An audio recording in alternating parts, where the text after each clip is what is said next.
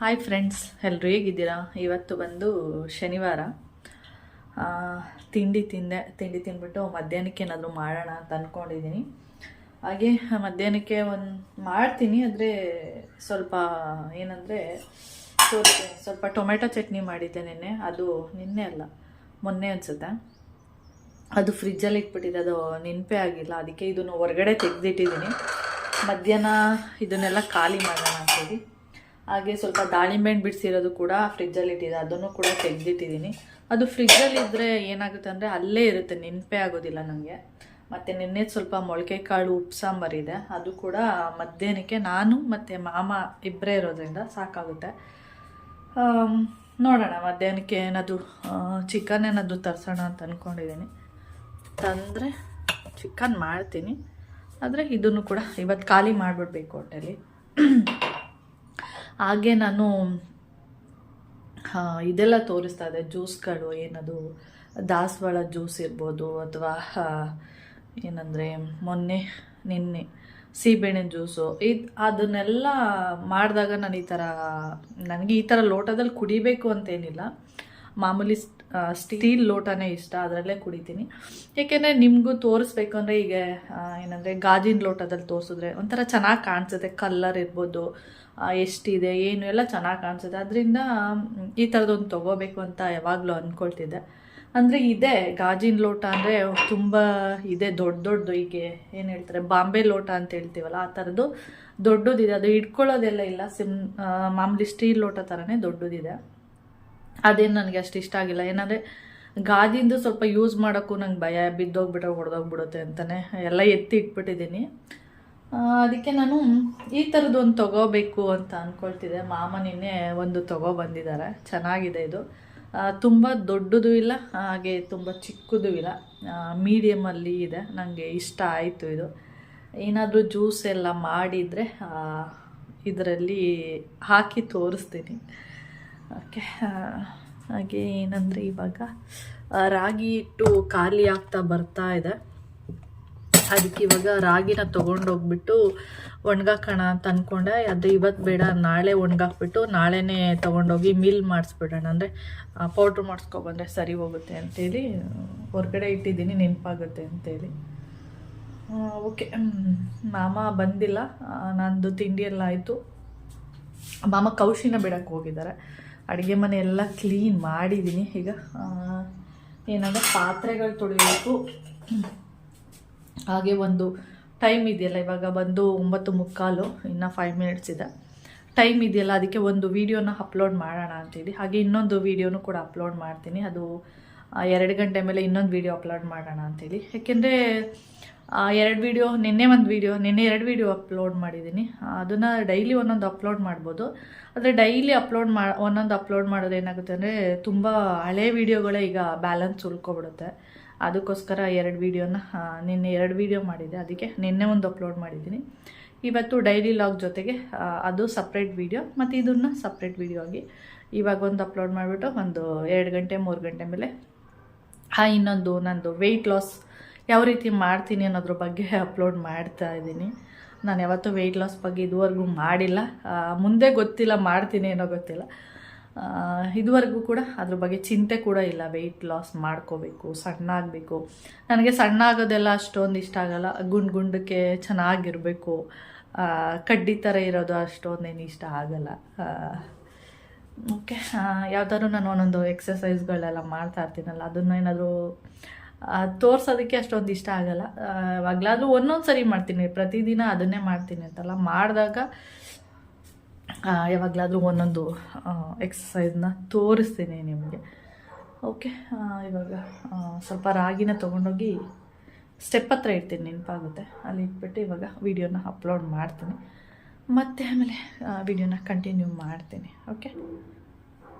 ಇವತ್ತು ಬಂದು ಶನಿವಾರ ಆಗಿರೋದ್ರಿಂದ ಇವತ್ತು 8 ದಿನಕ್ಕೆ, ಅಂದರೆ ಇವತ್ತಿಗೆ 1 ವಾರಕ್ಕೆ ನಾವು ಮಳವಳ್ಳಿಲಿ ಇರ್ತೀವಿ. ಸ್ವಲ್ಪ ನಾನು ಹೋಗೋದು ಡೌಟು ಅನಿಸುತ್ತೆ, ಗೊತ್ತಿಲ್ಲ, ನೋಡಬೇಕು ಹೆಂಗಾಗುತ್ತೆ ಅಂತೇಳಿ. ಏಕೆಂದರೆ ಕೌಶಿಗೆ ಇವತ್ತು 3ನೇ ಸ್ಯಾಟರ್ಡೇ ರಜಾ ಇರುತ್ತೆ ಯಾವಾಗ್ಲೂ. ಆದರೆ ಇವತ್ತು ರಜಾ ಕೊಟ್ಟಿಲ್ಲ, ಇವತ್ತು ಕೂಡ ಕ್ಲಾಸ್ ಮಾಡ್ತಾ ಇದ್ದಾರೆ. ನೆಕ್ಸ್ಟು ವೀಕು ಅಷ್ಟೇ ಕ್ಲಾಸ್ ಇರುತ್ತೆ, ಅದಕ್ಕೆ ಹೋಗೋದು ಬೇಡ ಅಂತ ನಾನು ಅನ್ಕೋತಾ ಇದ್ದೀನಿ. ಮೋಹನ್ ಮಾಮ ನೋಡಿದರೆ ಒಂದಿನ ಅಲ್ವಾ ರಜಾ ಹಾಕು ಅಂತ ಮೋಹನ್ ಮಾಮ ಹೇಳ್ತಿದ್ದಾರೆ. ಗೊತ್ತಿಲ್ಲ, ನೋಡೋಣ ಹೆಂಗಾಗುತ್ತೆ ಅಂತ ಗೊತ್ತಿಲ್ಲ. 99% ಹೋಗೋದು ಬೇಡ, ಅವನಿಗೆ ಕ್ಲಾಸ್ ಹೋಗುತ್ತೆ ಮತ್ತು ರಿವಿಸನ್ ಎಲ್ಲ ಮಾಡ್ತಾ ಇದ್ದಾರೆ, ಬೇಡ ಅಂತ ಅಂದ್ಕೊಂಡಿದ್ದೀನಿ. ಇನ್ನು 1% ಮಾಮ ಏನಾಗಲ್ಲ ಒಂದಿನ ರಜಾ ಹಾಕು ಅಂತ ಹೇಳ್ತಿದ್ದಾರೆ. ಗೊತ್ತಿಲ್ಲ, ನೋಡೋಣ ಹೆಂಗಾಗುತ್ತೆ. ಹಾಗೆ ಅಲ್ಲಿ ನೋಡ್ತಾ ಇರ್ಬೋದು, ರಾಗಿ ತೊಗೊಬಂದು ಆವಾಗಲೇ ಹೇಳಿದೆ ಅಲ್ಲಿ ಇಟ್ಟಿದ್ದೀನಿ. ಹಾಗೆ ಇನ್ನೊಂದು ತೋರಿಸ್ಬೇಕಿತ್ತು ನಾನು, ಏನಂದರೆ ಈಗ ಒಬ್ಬೊಬ್ಬರಿಗೆ ಕೈ ರಾತ್ರಿ ಟೈಮು ಮಲ್ಕೊಂಡಾಗ ಏನಾಗುತ್ತೆ ಅಂದರೆ ಕೈ ಒಂಥರ ಬೆಂಡಾಗುತ್ತೆ. ಅದು ಏನಕ್ಕಾಗುತ್ತೆ ಅಂದರೆ ನಮ್ಮ ದೇಹದಲ್ಲಿ B12 ಅನ್ನೋ ಒಂದು ವಿಟಮಿನ್ ಇದೆಯಲ್ಲ, ಅದು ನಮ್ಮ ದೇಹದಲ್ಲಿ ಇಲ್ಲ ಅಂದಾಗ ಕೈಗಳು ಬೆಂಡಾಗೋದಕ್ಕೆ ಸ್ಟಾರ್ಟ್ ಆಗುತ್ತೆ. ಅದಕ್ಕೆ ಮೋಹನ್ ಮಾಮಗೆ 1.5 ವರ್ಷದಿಂದ ಆಗಿತ್ತು ಆ ಥರ ಬೆಂಡಾಗ್ತಾ ಇದೆ ಅಂತ. ಆವಾಗ ತೋರಿಸಿದ್ವಿ, ಇಲ್ಲೂ ತೋರಿಸಿದ್ವಿ, ಆಮೇಲೆ ಮಳವಳ್ಳಿಯಲ್ಲಿ ತೋರಿಸಿದ್ವಿ. ಅವರು ಒಂದಷ್ಟು ಸಿರಪ್ಗಳನ್ನ ಕೊಟ್ಟಿದ್ದರು, ನೋಡ್ತಾ ಇರ್ಬೋದು. ಇದು ಒಂದು ಸಿರಪ್ಪು, ಮತ್ತು ಇಂಜೆಕ್ಷನ್ನು ಕೂಡ ಮಾಡ್ತಾರೆ ಅಲ್ಲಿ. ಅದು 1 ವೀಕಲ್ಲಿ ಎಷ್ಟೋ ಇಂಜೆಕ್ಷನ್ ಹೇಳಿದ್ರು, ಆದರೆ ಮಾಮ 1 ವಾರ ಇರಲಿಲ್ಲ, ಅದರಿಂದ ಇಂಜೆಕ್ಷನ್ನು ಆಗಲ್ಲ ತೊಗೊಳಕ್ಕೆ, ಊರಿಗೆ ಹೋಗ್ಬೇಕು ನಾವು, ಅದಕ್ಕೆ ಸಿರಪ್ ಅಥವಾ ಟ್ಯಾಬ್ಲೆಟ್ ಇದ್ದರೆ ಕೊಡಿ ಅಂದರು. ಅದಕ್ಕೆ ಅವರು ಈ ಥರದ್ದು ಒಂದು, ನಿಮಗೆ ಕಾಣಿಸುತ್ತೆ ಏನೋ ಗೊತ್ತಿಲ್ಲ, ಈ ಥರದ್ದು ಒಂದು ಸಿರಪ್ ಕೊಟ್ಟಿದ್ದಾರೆ. ಇದು ಈ ಮಂತು ಖಾಲಿ ಆಗುತ್ತೆ ಇವಾಗ, ಅದಕ್ಕೆ ಇದನ್ನು ತೋರಿಸ್ಬಿಡೋಣ ಅಂತೇಳಿ ತೋರಿಸ್ತಾ ಇದ್ದೀನಿ. ಯಾರಿಗಾದರೂ ಇದ್ರ ಬೇಕು ಅಂದರೆ ಫೋಟೋ ಬೇಕಾದ್ರೆ ತೆಗೆದುಬಿಟ್ಟು ಹಾಕ್ತೀನಿ. ಕೈಯೆಲ್ಲ ಬೆಂಡಾಗುತ್ತೆ ನೋಡಿ, ಅದು ರಾತ್ರಿ ಟೈಮ್ ಮಲಗಿದಾಗ ಮಾತ್ರ ಥರ ಆಗೋದು. ಆ ಟೈಮಲ್ಲಿ ಇದನ್ನು ಡೈಲಿ ಬೆಳಿಗ್ಗೆ ಒಂದು 5 ml ಕುಡ್ಕೊಂಡು ಬರಬೇಕು. ಇದು ಒಂದು. ಹಾಗೆ ಅದ್ರ ಜೊತೆಗೆ ಇದು ಟ್ಯಾಬ್ಲೆಟು ಕೂಡ ಸಿಗುತ್ತೆ, ಪತಂಜಲಿಲಿ ಸಿಗುತ್ತೆ ನೋಡಿ. ಇದು ಒಂದು ಟ್ಯಾಬ್ಲೆಟ್ ಸಿಗುತ್ತೆ. ಮಾಮ ಈ ಟ್ಯಾಬ್ಲೆಟ್ ತೊಗೊಳ್ಳಿಲ್ಲ, ಸಿರಪ್ನ ಕುಡಿತಾ ಬಂದರು. ಹಾಗೆ ನೀವು ಸಿರಪ್ಪು ಬೇಡ ಮತ್ತು ಟ್ಯಾಬ್ಲೆಟು ಬೇಡ ಅಂತಂದರೆ B12 ಯಾವುದ್ರಲ್ಲಿ ಹೆಚ್ಚಾಗಿರುತ್ತೆ ಅಂದರೆ ಜೋಳ, ಅಂದರೆ ಕಾರ್ನು, ಬೇಬಿ ಕಾರ್ನು ಅಥವಾ ಮುಸ್ಕಿನ ಜೋಳ, ಹಲ್ ಜೋಳ ಅಂತ ಏನಂತ ಹೇಳ್ತೀರಾ, ಅದರಲ್ಲಿ B12 ಅನ್ನೋದು ತುಂಬಾ ಜಾಸ್ತಿ ಇರುತ್ತೆ. ಈಗ ನೀವು ಅವಾಗಿಂದ ಯಾಕೋ ಸ್ವಲ್ಪ ಗಂಟ್ಲು ಗಂಜಿ ಕುಡಿಬೇಕಾದ್ರೆ ಸಿಗಾಕೊಂಡಂಗಾಯ್ತು, ಅಂದರೆ ನೆತ್ತಿಗೆ ಇರ್ತು, ಅವಾಗಿಂದ ಒಂಥರ ಆಗ್ತಾಯಿದೆ. ನುಗ್ಗೆ ಸೊಪ್ಪಲ್ಲಿ ಹೆಚ್ಚಾಗಿ B12 ಇದೆ, ಅದನ್ನು ಕೂಡ ನೀವು ತಿನ್ಬೋದು. ನುಗ್ಗೆ ಸೊಪ್ಪನ್ನ ಜಾಸ್ತಿ ಯೂಸ್ ಮಾಡಿದ್ರೆ ಅದರಲ್ಲೂ B12 ಜಾಸ್ತಿ ಇದೆ. ಅದು ಬಿಟ್ಟರೆ ಆಲೋವೆರಾದಲ್ಲೂ ಜಾಸ್ತಿ ಇದೆ. ಆಲೋವೆರಾ ಯಾರು ಜ್ಯೂಸ್ ಮಾಡಿ ಕುಡಿತೀರೋ ಏನೋ ಗೊತ್ತಿಲ್ಲ, ನಾನು ಇದುವರೆಗಂತೂ ಆಲೋವೆರಾ ಎಲ್ಲ ಕುಡ್ದಿಲ್ಲ. ಅದಕ್ಕೆ ನಾವು ಜೋಳ ಎಲ್ಲ ಹಾಕ್ತಾಯಿರ್ತೀವಿ. ಹಾಕ್ಬಿಟ್ಟು ಮೋಹನ್ ಮಾಮ ಅವಾಗವಾಗ ಅದನ್ನು ಯೂಸ್ ಮಾಡ್ತಾ ಇರ್ತಾರೆ. ನನಗೆ ಇವಾಗ ಸಿರಪ್ಪು ಖಾಲಿ ಆಗ್ತಾ ಇದೆಯಲ್ಲ, ಅದಕ್ಕೆ ನನಗೆ ನೆನಪಾಯಿತು. ನಿಮಗೂ ಯಾರಿಗಾದ್ರೂ ಯೂಸ್ ಆಗ್ಬೋದು. ಇಲ್ಲಿ ನೋಡ್ತಾ ಇದ್ದೀರಾ, ಇದು ಒಂದು ಮೋಹನ್ ಮಾಮ ಒಂದಿನ ನನಗೆ ಬಂದು ತೋರಿಸಿದ್ರು. ನಾನು ಅಂದ್ಕೊಂಡೆ ಇದು ನನಗೆ ತಂದಿದ್ದಾರೆ ವಾಚನ್ನು ಅಂತ ಅಂದ್ಕೊಂಡೆ. ಇಲ್ಲಿ ನೋಡಿ, ಇದು ನೋಡಿದ್ರೆ ನಿಮಗೆ ಹೆಂಗೆ ಅನಿಸುತ್ತೆ? ಇದು ಲೇಡೀಸ್ ವಾಚ್ ಥರ ಕಾಣಿಸ್ತಾ ಇದೆ. ನಾನಂತ ಇದು ನನಗೆ ತಂದಿದ್ದೀರಾ, ಏನು ಇದು ಇದಕ್ಕಿದ್ದಂಗೆ ನನಗೆ ವಾಚ್ ತಂದಿದ್ದೀರಲ್ಲ ಅಂತ ನಾನು ಕೇಳಿದೆ. ಅವರು ಇದು ಲೇಡೀಸ್ ವಾಚ್ ಥರ ಕಾಣಿಸ್ತಿದ್ಯಾ ಅಂತಂದ್ರು. ಇದು ಲೇಡೀಸ್ ವಾಚ್ ಥರನೇ ಕಾಣಿಸ್ತಾ ಇರೋದಕ್ಕೆ ಅಂತಂದರೆ, ಇಲ್ಲ ಇದು ನನಗೆ ಅಂತ ತೊಗೊಂಡಿರೋದು ಅಂತ ಹೇಳಿದ್ರು. ಚೆನ್ನಾಗಿದೆ ವಾಚ್ ಬಂದು. ಆಮೇಲೆ ಇದು ನಿಜವಾಗ್ಲೂ ಲೇಡೀಸ್ ವಾಚ್ ಥರನೇ ಇರೋದು ಅಂದರೆ, ಇಲ್ಲ ನನಗೆ ಅಂತ ತೊಗೊಂಡೆ, ಚೆನ್ನಾಗಿದೆ ಅಂತ ಹೇಳಿದ್ರು.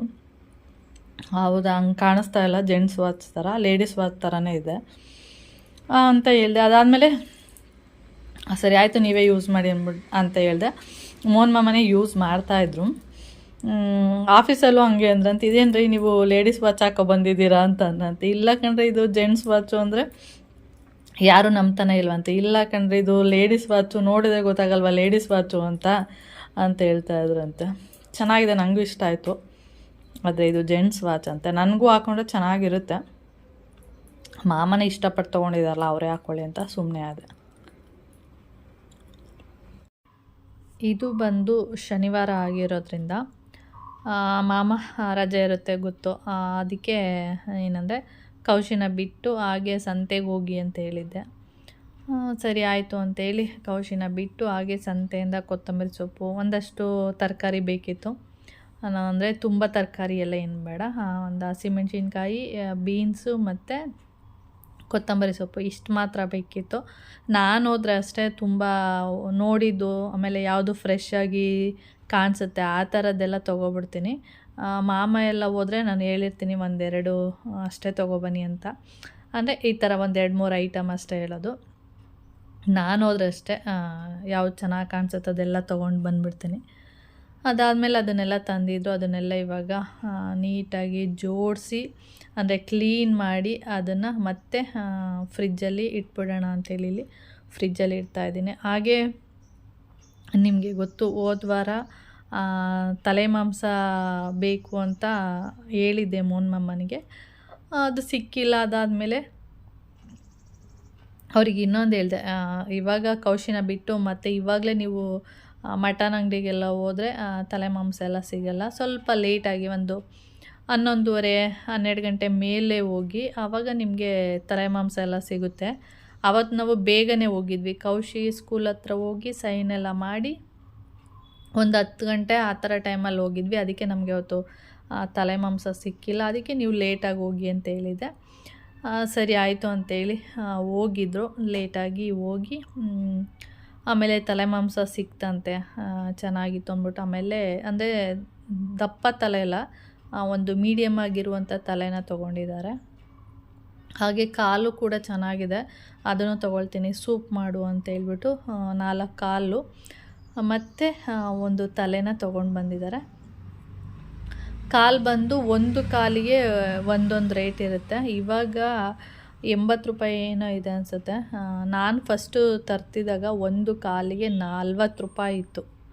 ಒಂದು ಅಂದರೆ ಮೇಕೆ ಕಾಲು 4 ಬರುತ್ತಲ್ಲ, ನೀವು ಎಷ್ಟಾದರೂ ತೊಗೊಳ್ಳಿ, ಒಂದು ಕಾಲಿಗೆ 40 ರೂಪಾಯಿ ಇತ್ತು. ಇವಾಗೆಲ್ಲ ಜಾಸ್ತಿ ಆಗಿದೆ ಅಂತ ಹೇಳ್ತಾಯಿತ್ತು. ಹಾಗೆ ಅವರು ಸರಿ ಆಯಿತು 4 ಕಾಲು ತೊಗೊಬನ್ನಿ ಅಂತ ಹೇಳಿದೆ. ಅದರಲ್ಲಿ ಬ್ರೈನು ಸಪ್ರೇಟ್ ಕಟ್ಟಿರ್ತಾರೆ, ಯಾಕಂದರೆ ತಲೆ ಮಾಂಸ ಜೊತೆ ಕಟ್ಟಿದ್ರೆ ಏನಾಗ್ಬಿಡುತ್ತೆ ಅಂದರೆ ಅದರಲ್ಲಿ ಇದಾಗ್ಬಿಡುತ್ತೆ, ಎಂತ ಅಂದರೆ ಮೂಳೆಗಳೆಲ್ಲ ಚುಚ್ಚಿಬಿಡುತ್ತೆ ಬ್ರೈನಿಗೆ ಅಂತ ಹೇಳ್ಬಿಟ್ಟು ಅದನ್ನು ಸಪ್ರೇಟಾಗಿ ಹಾಕಿರ್ತಾರೆ ಬೇರೆ ಕವರಲ್ಲಿ. ಇವಾಗ ನಾನು ತಲೆ ಮಾಂಸನ ನೀಟಾಗಿ ನೀರಲ್ಲಿ ನೆನೆಸಿದ್ದೀನಿ. ಏನಕ್ಕೆ ಅಂದರೆ ಒಂದೊಂದು ಸರಿ ಅದರಲ್ಲಿ ಕಲ್ಲೆಲ್ಲ ಅಂಟ್ಕೊಂಡಿರುತ್ತೆ, ಅದರಿಂದ ನೀರಲ್ಲಿ ನೆನೆಸ್ಬಿಟ್ಟು ಒಂದು ಸ್ವಲ್ಪ ಹೊತ್ತು ಬಿಟ್ಟು ಅದನ್ನು ತೊಳೆಯೋದು. ಹಾಗೆ ಅದನ್ನು ನೆನೆಸ್ಬಿಟ್ಟು ಮೋನ್ಮಾಮ ಹೇಳಿದ್ರು, ನಾನು ಹೊರ್ಗಡೆ ಎಲ್ಲೂ ಟೀ ಕುಡ್ದಿಲ್ಲ. ಯಾಕೆ ಅಂದರೆ ಇವಾಗ ಒಂದು ಟೀ 15 ರೂಪಾಯಿ ಆಗಿಬಿಟ್ಟಿದೆ. ಅದಕ್ಕೆ ನಾನು ಹೊರ್ಗಡೆ ಟೀ ಕುಡ್ದಿಲ್ಲ, ಟೀ ಮಾಡು ಅಂತ ಹೇಳಿದ್ರು. ಸರಿ ಆಯಿತು ಅಂತೇಳಿ ನಾನು ಟೀ ಮಾಡ್ತಾಯಿದ್ದೀನಿ. ಈ ಟೀ ಪೌಡರ್ಗಳಲ್ಲಿ ಮಸಾಲೆ ಟೀ ಪೌಡರ್ ಬರುತ್ತೆ ನೋಡಿ, ಅದನ್ನು ಯೂಸ್ ಮಾಡಲ್ಲ. ಯಾಕೆಂದರೆ ಅದರಲ್ಲಿ ಮಸಾಲೆ ಎಲ್ಲ ಇರುತ್ತೆ ಅಂಥೇಳಿ ಮಸಾಲೆ ಇಲ್ಲದೇ ಇರುವಂಥ ಟೀ ಪೌಡರ್ನ ಯೂಸ್ ಮಾಡಿ ಇಲ್ಲಿ ಟೀನ ಮಾಡ್ತಾಯಿದ್ದೀನಿ.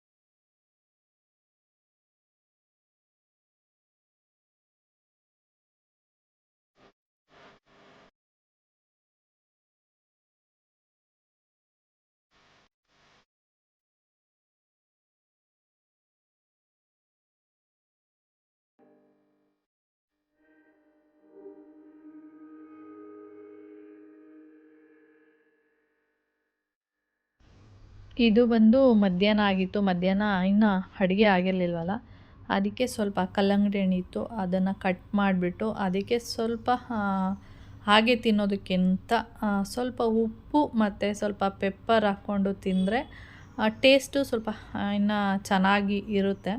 ಆದ್ದರಿಂದ ನಾನಿಲ್ಲಿ ಸ್ವಲ್ಪ ಪೆಪ್ಪರು ಮತ್ತು ಉಪ್ಪು ಹಾಕ್ಕೊಂಡು ತಿಂತಾಯಿದ್ದೀನಿ. ಇನ್ನೂ ಒಂದು ಸ್ವಲ್ಪ ಇತ್ತು, ಅದನ್ನು ಹಾಗೆ ಕಟ್ ಮಾಡಿ ಹಾಗೆ ಇಟ್ಟೆ. ಮೊನ್ಮಮ್ಮ ನಾನು ಆಮೇಲೆ ತಿಂತೀನಿ, ಇನ್ನೂ ಲೇಟಾಗಿ ತಿಂತೀನಿ ಅಂತಂದರು. ಸರಿ ಆಯಿತು ಅಂದ್ಬಿಟ್ಟು ಅವರಿಗೆ ಹಾಗೆ ಇಟ್ಟೆ. ನಾನು ಮಾತ್ರ ಇಲ್ಲಿ ಹಾಕ್ಕೊಂಡು ತಿಂತಾಯಿದ್ದೀನಿ. ಏಕೆಂದರೆ ಲೇಟಾಗಿತ್ತು, ಅಡುಗೆ ಮಾಡಿದ್ದೆ ಲೇಟು. ಒಂದು ಅಂದರೆ ತೆಂಗಿನಕಾಯಿ ಖಾಲಿಯಾಗಿತ್ತು.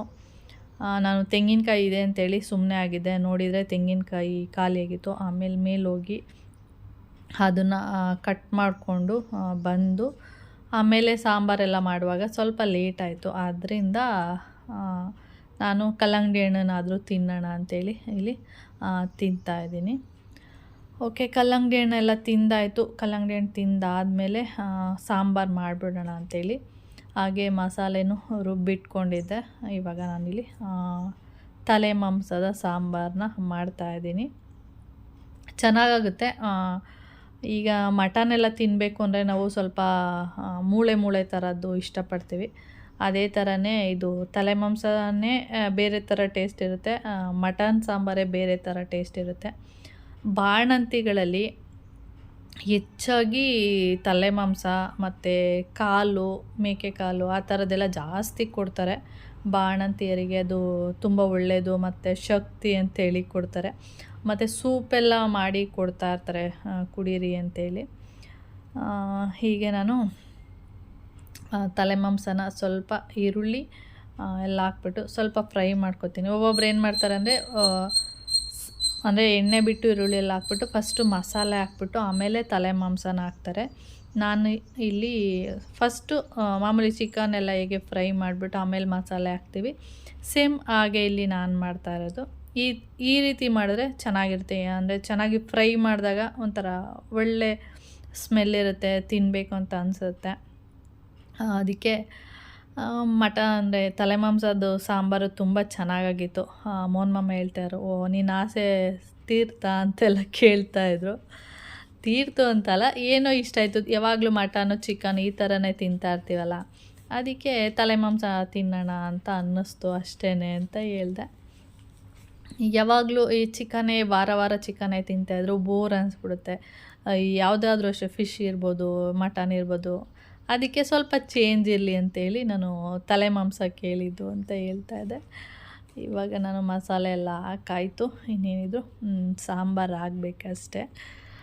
ಇದನ್ನು ಒಂದು ಎಳೆ ಮಟನ್ ಇದೆ ಸರ್, 2 ವಿಷಲು, 1 ವಿಷಲೇ ಸಾಕು ಅಂತ ಹೇಳಿದ್ರಂತೆ. ನಾನು ಆದರೂ ಕೂಡ 3 ವಿಷಲ್ ಹಾಕ್ಸಿದ್ರೂ ಕೂಡ ಅಷ್ಟು ಸರಿಯಾಗಿ ಬೆಂದಿರಲಿಲ್ಲ. ಆಮೇಲೆ ಮತ್ತೆ ಇನ್ನೊಂದು ವಿಷಲ್ ಹಾಕ್ಸಿ ಬೇಯಿಸಿದ್ದು.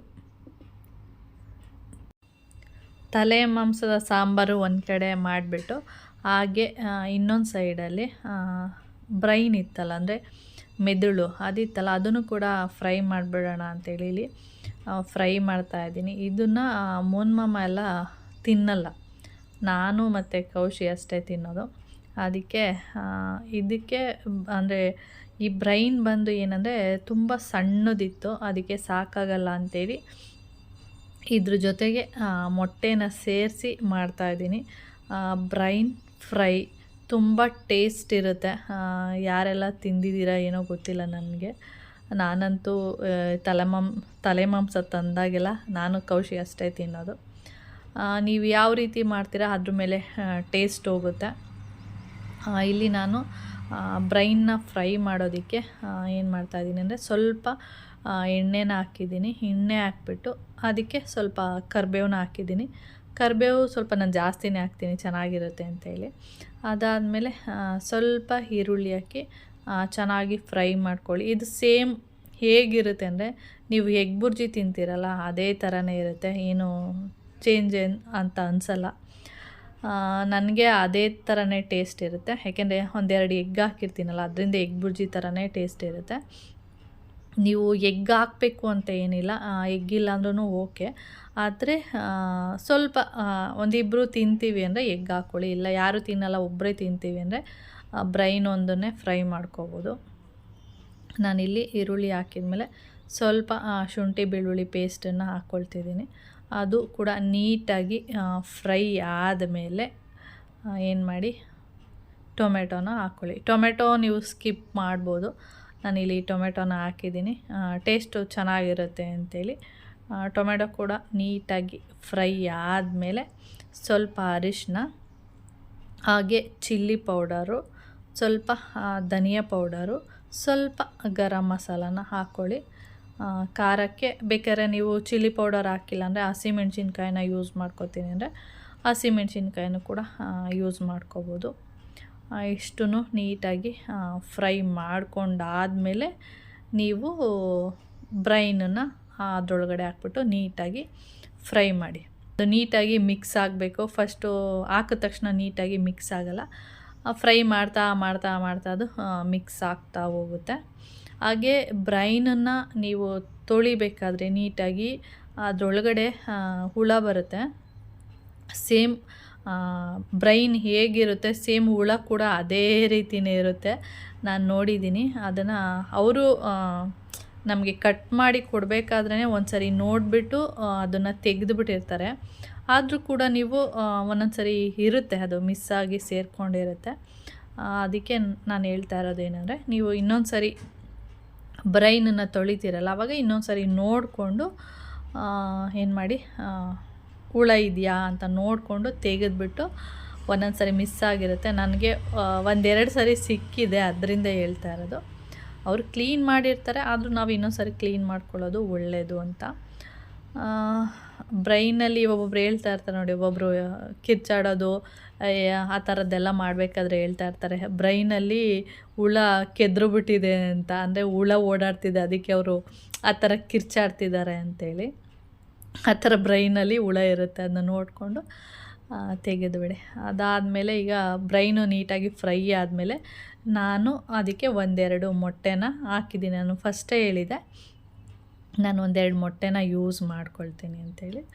ಇದನ್ನು ನೀಟಾಗಿ ಫ್ರೈ ಆದಮೇಲೆ ಲಾಸ್ಟಲ್ಲಿ ನೀವು ಕೊತ್ತಂಬರಿ ಸೊಪ್ಪು ಹಾಕ್ಕೊಳ್ಳಿ. ಹಾಗೆ ಉಪ್ಪು ನೋಡ್ಕೊಳ್ಳಿ. ಈ ಉಪ್ಪನ್ನು ನೀವು ಈರುಳ್ಳಿ ಫ್ರೈ ಮಾಡಬೇಕಾದ್ರೂ ಕೂಡ ಹಾಕ್ಕೋಬೋದು, ಇಲ್ಲ ಲಾಸ್ಟಲ್ಲಿ ಬೇಕಾದರೂ ಕೂಡ ಹಾಕ್ಕೋಬೋದು, ಅದು ನಿಮ್ಮಿಷ್ಟ. ಬೇಕು ಅಂದರೆ ಸ್ವಲ್ಪ ಪೆಪ್ಪರು ಕೂಡ ಹಾಕ್ಕೋಬೋದು. ನಾನಿಲ್ಲಿ pepper ಹಾಕ್ತಾಯಿಲ್ಲ, chilli powder garam masala ಅದೇ ಖಾರವಾಗಿರುತ್ತೆ ಅಂತ ಹೇಳ್ಬಿಟ್ಟು ಪೆಪ್ಪರೆಲ್ಲ ಏನು ಹಾಕ್ತಾಯಿಲ್ಲ. ಈಗ ಲಾಸ್ಟಲ್ಲಿ ಕೊತ್ತಂಬರಿ ಸೊಪ್ಪೆಲ್ಲ ಹಾಕ್ಬಿಟ್ಟು ಈಗ ಫುಲ್ಲು ಒಂದು ಸರಿ ಮಿಕ್ಸ್ ಮಾಡಿಬಿಟ್ಟು ಸಿಮ್ಮಲ್ಲಿ ಇಟ್ಬಿಡಿ, ಮುಚ್ಚಿಬಿಟ್ಟು ಒಂದು ಪ್ಲೇಟನ್ನು. ಅದು ನೀಟಾಗಿ ಎಲ್ಲಾದರೂ ಫ್ರೈ ಆಗಿಲ್ಲ ಅಂದರೆ ನೀಟಾಗಿ ಫ್ರೈ ಆಗೋಗುತ್ತೆ. ಇದು ನಾನು ಮತ್ತು ಕೌಶಿಗೆ ಇದು ತುಂಬ ಅಂದರೆ ತುಂಬ ಇಷ್ಟ. ಈ ಕಡೆ ಬ್ರೈನು ಫ್ರೈ ಆಯಿತು, ಆ ಕಡೆ ತಲೆ ಮಾಂಸನೂ ಕೂಡ ರೆಡಿ ಆಯಿತು. ಇನ್ನೇನಿದ್ರು ಬ್ಯಾಟಿಂಗ್ ಮಾಡೋದು ಅಂದರೆ ತಿನ್ನೋದಷ್ಟೇ. ಇವಾಗ ನೋಡಿ ತಲೆ ಸಾಂಬಾರು ರೆಡಿ ಆಯಿತು. ಏನಂದರೆ ಈ ಶನಿವಾರದ ವೀಡಿಯೋನ ನಾನು ಅರ್ಧ ಮಾತ್ರ ಹಾಕ್ತಾಯಿದ್ದೀನಿ, ಇನ್ನರ್ಧ ವೀಡಿಯೋನ ನಾನು ನೆಕ್ಸ್ಟ್ ಸಂಡೇ ವೀಡಿಯೋ ಹಾಕಬೇಕಾದ್ರೆ ಅದನ್ನು ಕೂಡ ಅದರಲ್ಲಿ ಆ್ಯಡ್ ಮಾಡ್ತೀನಿ. ಯಾಕೆಂದರೆ ಒಂದೇ ವೀಡಿಯೋದಲ್ಲಿ ಹಾಕ್ಬಿಟ್ರೆ ಏನಾಗ್ಬಿಡುತ್ತೆ ಅಂದರೆ ತುಂಬ ಲಾಂಗ್ ಆಗುತ್ತೆ. ಅದರಿಂದ ನಾನಿಲ್ಲಿ ನೆಕ್ಸ್ಟು ನಾಳೆ ಹಾಕುವಂಥ ವೀಡಿಯೋದಲ್ಲಿ ಅದನ್ನು ಸೇರಿಸಿ ಒಟ್ಟಿಗೆ ಹಾಕ್ತೀನಿ.